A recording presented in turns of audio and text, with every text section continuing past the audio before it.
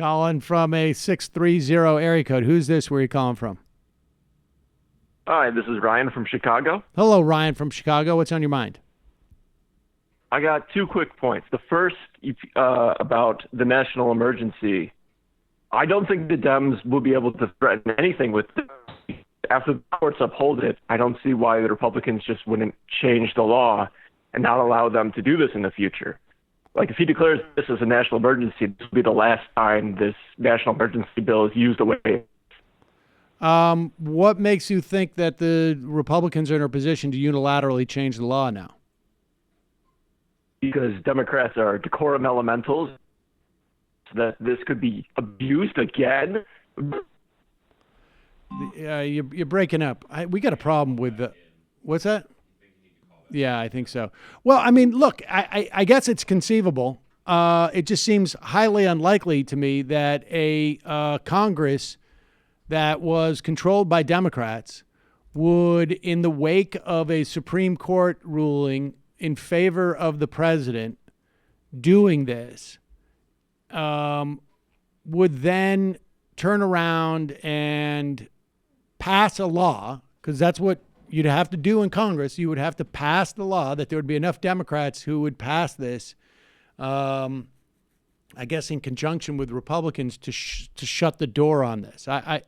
Well, it could be like a bipartisan 2 wrongs don't make a right commitment to norms kind of thing. Like, we need to make sure this doesn't happen again. That's conceivable, but I imagine they would, if they did that in the wake of the Supreme Court finding that, then it would prevent Donald Trump from doing it too, right? I mean, that would be, they could make it retroactive. If the argument is that the Supreme Court could find that there is, room, it's possible that they could address it in such a way. I mean, the reality is that I don't know that Donald Trump is going to get the funds, even under the auspices of what he's doing, to build any more of the wall. To the extent that he was trying to get $5 billion, he was going to get $25 billion a year ago, and nobody was worried about it in terms of actually being completed. So, because once you get past his ability to say, I'm going to reappropriate money that's been appropriated other places, then you move into the stage of everyone whose land is being taken for eminent domain is also going to go through a series of laws. So the first question is, will he be authorized to even attempt to pretend to build the wall? And then, as he pretends to build the wall, will he actually be able to build the wall because of all the other legal challenges to it that will exist outside of whether he was authorized to reappropriate money in the first place? So, I mean, it's conceivable to me that Congress could right now pass a law that would prohibit the president from using declaring a national emergency in this way. I think I wouldn't be surprised if we see that in Congress now, in the House, anyways, because I think that is. I mean, I that would not surprise me. It'd be mighty bold of them. Well, I mean, the question is that the Supreme Court would address is whether there was constitutional authority, and I don't know that Congress can necessarily limit the president's constitutional authority. I mean, it may be worth having a legal expert on to talk about what issues would come up in this context. A lot of legal experts, though, are really utopian. So they're going to compromise and have some kind of border security package where there's. Well, they did. Yeah. they already did I mean, that. they've expanded. Look, to the extent that they've expanded funding for ICE, they expanded and included a soft cap on the actual beds that the Customs Border Patrol can have. I mean, I don't think there's anything in particular that, from a material standpoint, is particularly good about this deal, frankly. I mean, I think from a political standpoint, there's a sense that Donald Trump lost. It may have made the Republicans more allergic to shutting down the government in the future, maybe. But no, I don't think this deal is any great shakes in that respect. But speaking of the the powers of the president to declare a national emergency, Mike Pence came out against that ability right on C-SPAN. Wonder, hope for his sake that Donald Trump doesn't see this. Well, I think it would be a profound mistake for the President of the United States to overturn American immigration law with the stroke of a pen.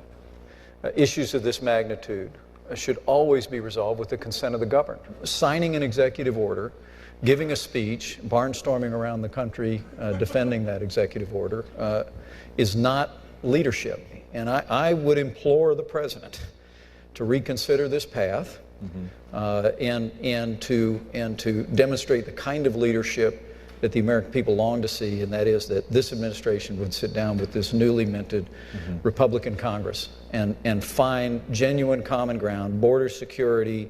There's a series of piece-by-piece reforms that I believe could be advanced in this Congress that would be in the long-term interest of the American people on this issue. Now, of course, he said the newly minted Republican Congress, and that's because this was from half a dozen years ago when Barack Obama had basically, by executive order, just essentially changed the prosecutorial discretion of ICE at that time and said, we're not going to pursue DACA or DAPA folks. And we see this prosecutorial discretion all the time. Ronald Reagan called in the other day, immigration lawyer, who said that ICE will detain people based upon the space that they have. That there is no set threshold in which they will detain somebody. It's just a function of how much space they have. So in other words, it is their prosecutorial capacity that dictates who they will round up. So that's ultimately what DACA and DAPA was all about. Now, I don't know. Donald Trump sees that he's going to care about it that much. Oh, you thought because I was in the golf simulator, you could get... Oh, that was Obama time? Okay. Someone By the should way, show it to him and Django tell him that it's from sucks. yesterday and get Mike Pence fired. I think that would I think that's honestly the reason why people dug it up and put it course. around. But it's not going to be on Fox. Oh, because I'm in the simulator. You think you can go twist your mouth to talk some trash. Here is Nancy Pelosi explaining the Democratic strategy to provide legal challenges against this declaration of the national emergency. What's happening at the border. It's a Manatorian challenge to us. The president has tried to sell a bill of goods to American people. But putting that aside, just in terms of the president making an end run around Congress, here he said, let us respect what the committee will do, and then walks away from it. But in any event, the president is doing an end run about Congress, about the power of the purse. You've heard me say over and over again, Article 1, the legislative branch, the power of the purse, the power to declare war, many other powers listed in the Constitution, and of course the responsibility to have oversight. So the president is doing an end run around that. She's right. The changing, an executive order in terms of DAPA and DACA does not involve any reappropriation of funds.